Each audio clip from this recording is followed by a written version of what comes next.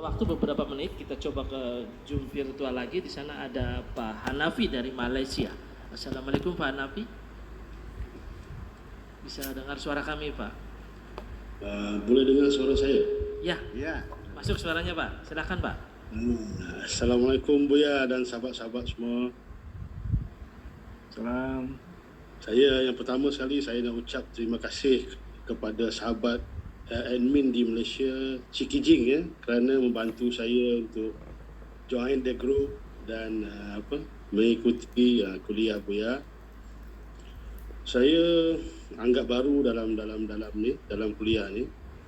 Cuma yang pertama saya tertariklah dengan tajuk Gelombang Cinta.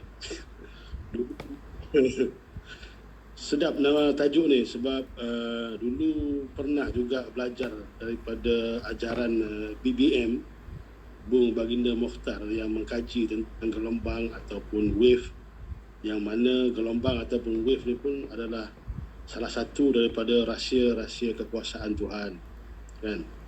Jadi bila menyebut cinta pula ialah Tuhan dengan kekuasaannya dan kehendaknya menjadikan seluruh alam ini atas dasar cintanya kepada Muhammad, dan rahsia Muhammad itu ada pada kita keseluruhannya. Jadi tadi ada macam-macam isu yang ditengahkan. Cuma nak tersentuh sikit pasal ibadah ni. Ibadah ni ialah, ibadah ni luas. Pada pandangan peribadi saya sangat luas maknanya.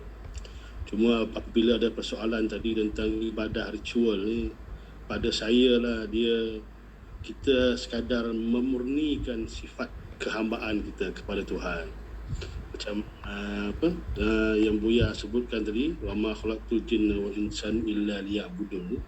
Bukan menyembah, tetapi kita sebenarnya adalah mengabdikan diri kepada Tuhan. Jadi kita menjadi hamba yang dengar, taat dan ikut, iaitu dengan memurnikan sifat kehambaan kita. Jadi wujudlah so-called relationship between servant and God. Ya. Lepas tu satu soalan pendek lah Buya malam ni sebelum ditamatkan sesi ni. Tadi Buya ada bercerita tentang syaitan dan iblis lah. Jadi minta komentar Buya lah, sebab apa komentar Buya tentang satu kenyataan yang mana dikatakan agaknya syaitan dan iblis ini dia tercari-cari manusia yang boleh membawanya kembali kepada Tuhan atas dasar kasih dan sayang. Ya, terima kasih Buya. Hanafi dari Malaysia. Pertama berkaitan dengan kehambaan kepada Tuhan, pengabdian. Yang kedua tentang setan. Seperti apa sih komentar Buya berkaitan dengan setan? Ya, saya akan mengatakan begini saja. Untung ada setan. Ya, jadi setan ada manfaatnya nggak? Oh, ada. Ada. Besar apa kecil manfaatnya? Oh, besar sekali. Kalau tidak ada setan, saya tidak bisa membedakan mana orang yang baik, mana orang yang jahat, mana orang yang beriman, mana orang yang tidak beriman. Siapa yang jadi waliullah, siapa yang jadi wali setan, karena ada setan semacam itu. Jadi memang skenario seperti itu. Loh, kita harus diuji hidup ini. Kalau tanpa diuji, kita nggak jelas kesetiaannya sampai kemana.